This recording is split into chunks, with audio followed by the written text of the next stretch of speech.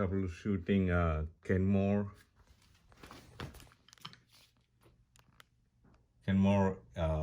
a light freezer.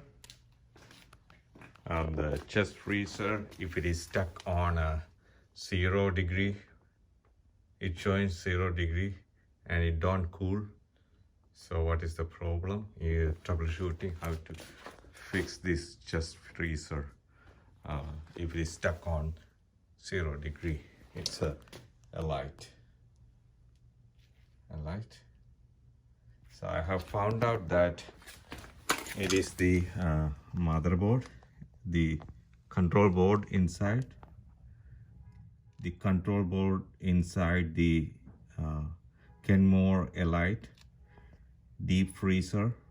It is showing 0 degree all the time and don't cool.